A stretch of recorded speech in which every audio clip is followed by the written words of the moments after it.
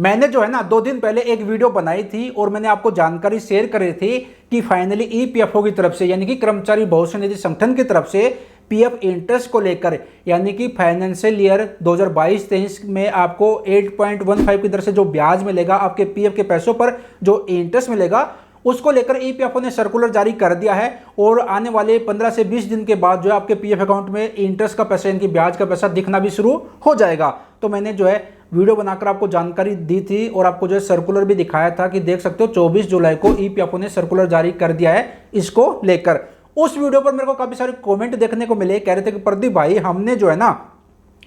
पूरा पीएफ का पैसा निकालने के लिए फॉर्म 19 और 10C अप्लाई कर रखा है। काफी सारे भाई कह रहे थे कि हमने जो है पूरा पीएफ का पैसा और पेंशन का पैसा विड्रॉ कर लिया, फॉर्म 19 और 10C अप्लाई हमने कर लिया, क्लेम सेटल भी हो गया, तो क्या हमें इंटरेस्ट मिलेगा, क्या हमें ब्याज मिलेगा? तो आज की इस वीडियो में इसी टॉपिक पर बात करेंगे और आपको जो है कंप्लीट जानकारी मिलेगी कि अगर आपने फॉर्म 19 और 10C अप्लाई कर रखा है, अंडर प्रोसेस आ रहा है, क्लेम सेटल नहीं हुआ है, तो क्या आपको ब्याज का पैसा इंटरेस्ट का पैसा मिलेगा या फिर नहीं मिलेगा, या फिर आपने फॉर्म 19 और 10C full and final settlement के लिए अप्लाई कर दिया था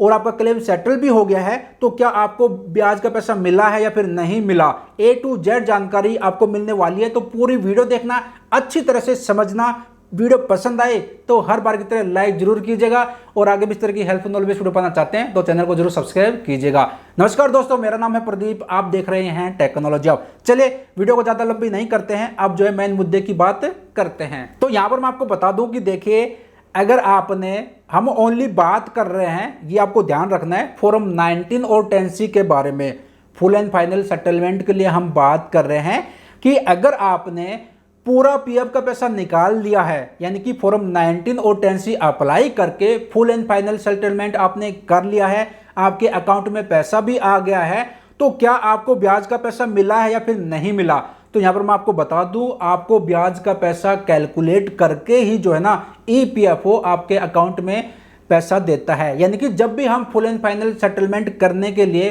फॉर्म 19 और 10C अप्लाई करते हैं, तो जब क्लेम सेटल होता है तो उस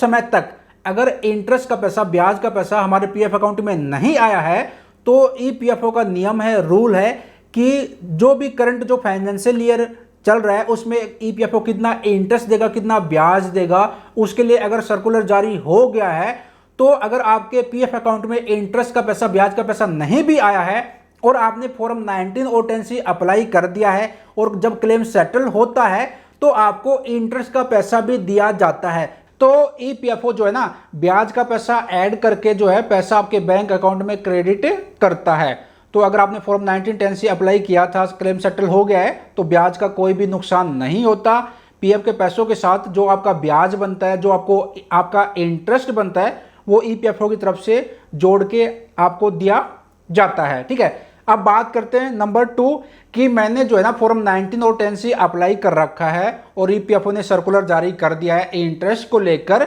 अभी मेरा जो क्लेम है अंडर प्रोसेस है, तो क्या मेरे को ब्याज मिलेगा, इंटरेस्ट मिलेगा या फिर नहीं मिलेगा? तो एक लाइन में आपको बता देता हूं, हाँ भाई आपको ब्याज मिलेगा, इंटरेस्ट मिलेगा।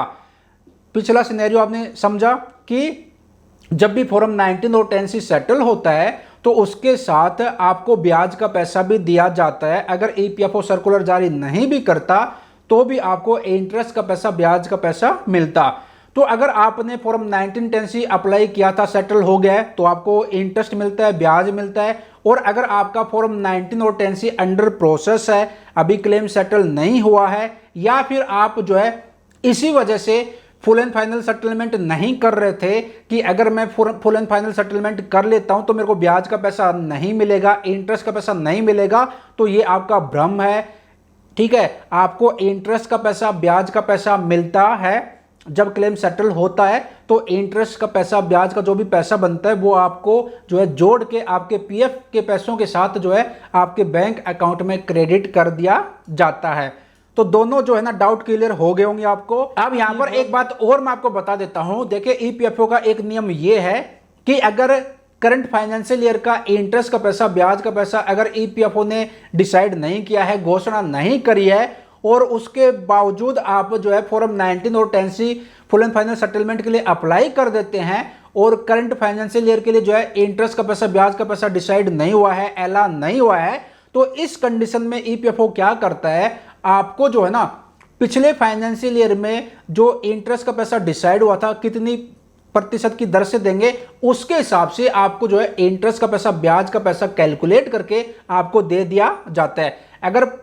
करंट फाइनेंशियल ईयर के लिए डिसाइड हो जाता है, सर्कुलर जारी हो जाता है, तो करंट में जो भी डिसाइड किया है ईपीएफओ ने देने का ऐलान किया है उसके हिसाब से देगा। अगर डिसाइड नहीं होता है, ऐलान नहीं होता है, फिर पिछले फाइनेंशियल ईयर में ईपीएफओ ने क्या रेट डिसाइड किया था उसके हिसाब से कैलकुलेट करके फिर आपको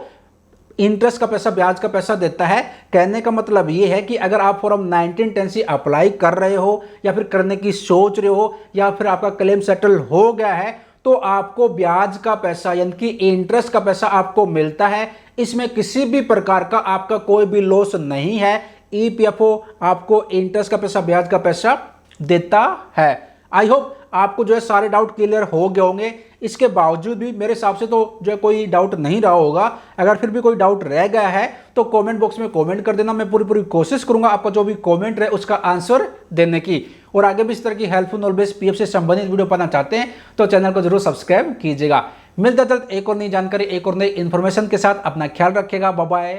टेक केयर।